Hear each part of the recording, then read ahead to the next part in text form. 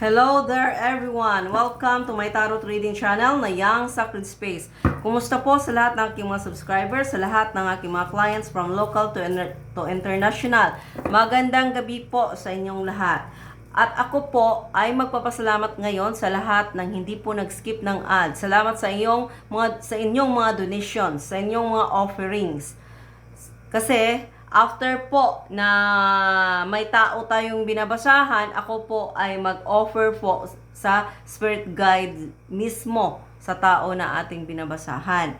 At may gagawin po tayo. Paki-comment ang iyong pangalan sa baba na kayo po ay hindi nag-skip ng ads sa video na to. Kasi ako ay magawa ng ritual. Ito ay Reiki. Reiki po, Reiki healing. Cleansing, healing, at saka mag-invoke po ng positive energy po sa bawat isa sa inyo. So, ang cleansing po, i-cleanse natin ang lahat ng klaseng negative energy sa inyong utak, puso, katawan, at kaluluwa, at sa iyong 7 chakras. So, i-remove din po natin ang lahat ng klaseng blockages po sa inyong auric field para po kayo ay makamagnet ng mga positive circumstances para po sa inyong highest good. So, ako po ay magawa ng healing rituals din para sa inyo na kayo ay gagaling sa lahat ng sakit sa utak, stress, ganon, yung mga iniisip, hindi lang mismo na sakit sa physical, kundi pati na rin sa kung ano yung mga iniisip ko, ano yung nagbibigay ng stress po sa inyo. So, pati utak, puso, sakit sa katawan, at sakit spiritual. Yun po ang i-heal ko. So, pagkatapos yan, magawa rin po ako ng rituals para po sa abundance. Abundance ritual po para sa inyo. So, yun po ang way ko. Pasalamat po sa inyong pagsama sa akin, pagsubaybay sa akin. At hindi po pag-skip ng ads. So, pakilagay po ang inyong pangalan sa baba. Paki-comment po. So, ngayon, ang ating gagawin, tayo ay mag-tarot divinations sa isang tao na pinaka-controversial po ngayon sa Pilipinas. So, ito po ay si Saldico. So, si Saldico po ang nag-expose po sa mga officials. Kasama na po ang ating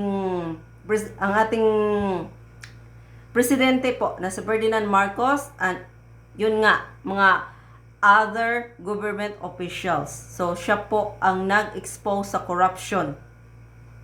Mga corruption na nangyari po sa Pilipinas. So, ngayon, before tayo magsimula, paki-like, share, comment, at paki-subscribe sa aking channel na Yang Sacred Space. Ngayon, simulan na po natin ang ating tarot divinations. Ating tingnan kung ano po ang kanyang past na nagdulot or naka-influence po ngayon sa kanyang present. At tingnan natin ang kanyang mental state at ang near future na yun, mga incoming influences sa near future. At tingnan din natin ang environment card. So, ang environment card, makikita natin kung ito ba'y makatulong or makalala sa kanyang sitwasyon. So, tingnan din natin ang advice card from the universe at ang magiging outcome po, posibleng outcome po. So, ang mga future events, ulitin ko, 75% po yan na pwedeng mangyari. So, may 25% na hindi po siya mangyayari. Dahil tayo ay interconnected, divine oneness. So, ang mga energy natin ay maka-apekto po sa bawat isa. So, ngayon, tingnan natin ang kanyang past. So, ngayon, alam naman natin na may chaos talaga, may mga hindi na magandang nangyayari sa kanyang career, sa kanyang buhay. So, lack of direction, lack of motivation. So, may struggle din siya sa kanyang sarili, self-doubt. So, pakiramdam din niya sa past, na-trap siya sa isang sitwasyon, na-trap siya sa mga tao sa kanyang paligid. So, may mga ganon siya sa kanyang past. So, ngayon, ang past niya ay naka-influence po sa kanyang present situation. So, may nakikita akong unfairness or imbalance or hindi nagbubunga ang kanilang mga ginagawa. So, lalo na, may nakikita kasi ako sa kanya na lack of accountability, lack of responsibility, dishonesty, or unethical. So, may nakikita din akong feeling niya undervalued siya or underappreciated or sa kanyang yung sa mga career decisions niya. So, nakikita ko rin dito sa card na to na influenced by others ang kanyang career decisions. So, yon. So, ang dapat niyang gawin, mag-take siya ng responsibility for his own actions and decisions. So, dapat niyang i-address ang kanyang mga conflicts or mga injustices po na nangyayari sa kanya. So, nakikita ko naman dito na mag-seek talaga siya ng fairness and balance. So, yun ang nakikita ko sa kanyang past. So, may nakikita akong guilt at shame. May nakikita akong ganon sa kanya ngayon. Ngayon naman, ating titingnan ang kanyang mental at emotional state. So, yun nga. Feeling, pakiramdam niya, trap siya, restricted ang kanyang buhay. So, feeling din niya na disconnect din po siya from spiritual guidance, ganon. So, may nakikita din ako sa kanya na struggling with feelings of, yun nga. So, nakita ko na siya sa present na may naramdaman talaga siyang guilt or shame related to. So, kung ano man yung nangyayari sa ating bansa ngayon, may guilt siya doon kasi nga alam niya na kasama siya doon. So, yun ang nakikita ko. Sa kanyang mental at emotional, masyado pong talagang drain siya, overpatig na siya sa kakaisip. So, may nakikita akong ganun. Ngayon naman, may nakikita din ako sa kanyang near future na ma-unbind. Unbind. So, ibig sabihin, kahit yung siya, yung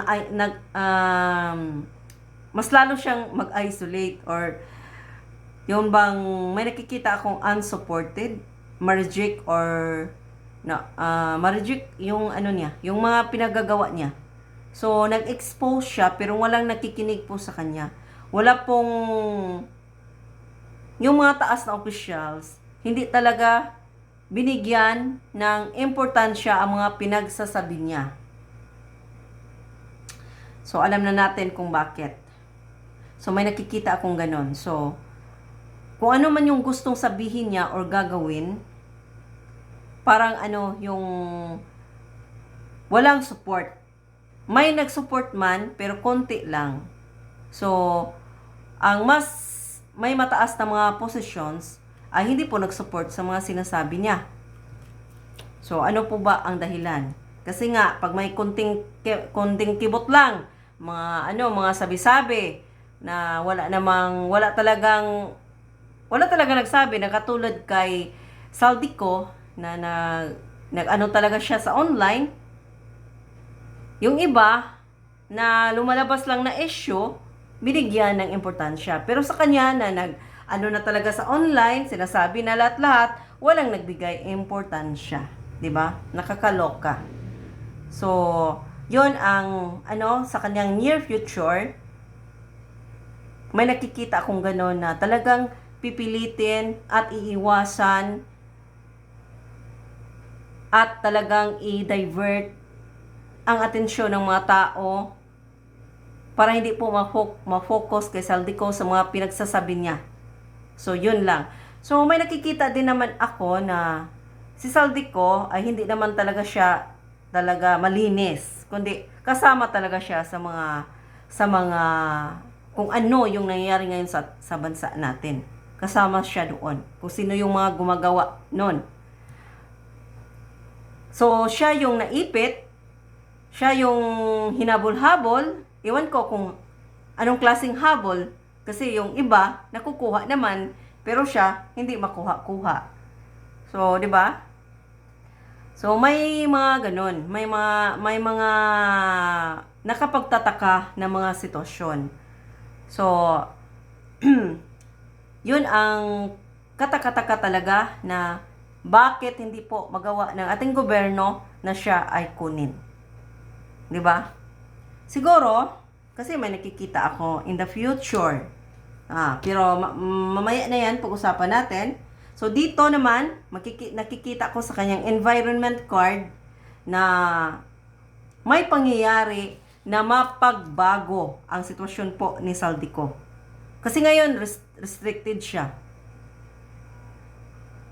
Para bang yung trap na trap talaga siya, nagtatago, di ba? So, may darating in the near future, incoming influences na mapagbago sa kanyang sitwasyon. Na kahit hindi siya pinagbigyan or walang nag-aksyon sa kanyang mga relations, may mangyayari na magpatutuo at tumugma sa kanyang sinasabi. May mangyayari na lalabas. So, ibang tao rin yon. Kasi ito si Saldico, sinabi ko nung unang tarot ko, sa mga previous na tarot ko, na may lalabas na mga kasamahan sa mga gumagawa ng corruption sa Pilipinas na hindi nila inaasahan na yun pa ang magsalita. 'Di ba? So, balikan nyo po lahat ng mga yung mga tarot divinations ko. Nandun po ang sinasabi ko. So, ang lahat ng sinasabi ko doon sa mga tarot divinations ko sa previous, lumalabas na. Unti-unti na siyang nag-unfold. So, may mangyayari na magpatotoo. Ulitin ko, magpatotoo sa kanyang sinasabi. Na tutugma talaga sa kanyang sinasabi. So ngayon, ang advice card from the universe at ang outcome ay pareha po ang sinasabi nila. Na dapat niyang ipagpatuloy ang pagtrabaho o pagpursige sa kung ano man ang ginagawa niya. Para, siguro, nakita ko kasi ginagawa niya ito para din males kung yung kung ano man naramdaman niya, na kasalanan niya, at para din may kunting yung bang hindi marumbo talaga sa kanya, hindi talagang siya yung yun sa Tagalog, kasi sa Bisaya is hindi talaga ma-focus sa kanya. Hindi talaga siya yung madiin. So ginagawa niya ito, nagsasabi siya ng totoo. Pero may underlying rin po 'yan. Kasi nga yun nga, doon siya kumampi sa kanyang sarili.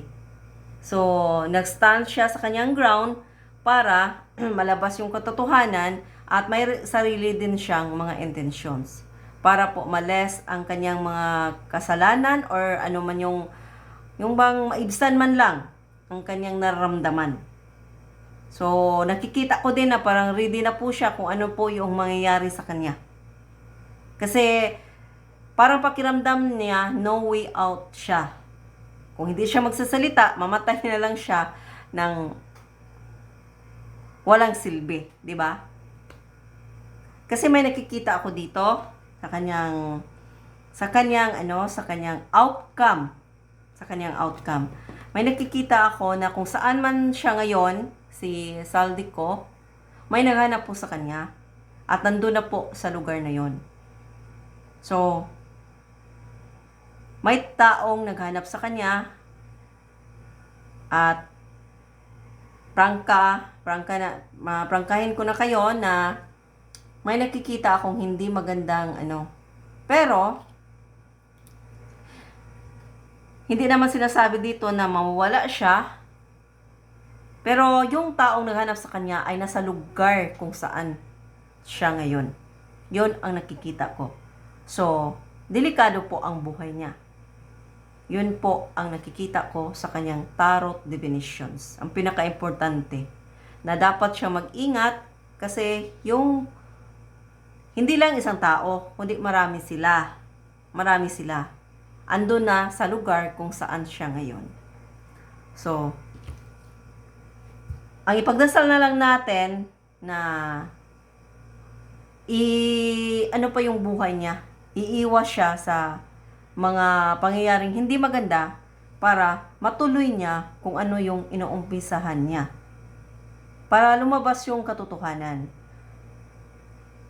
So, yun lang po mga Kayang Tarot.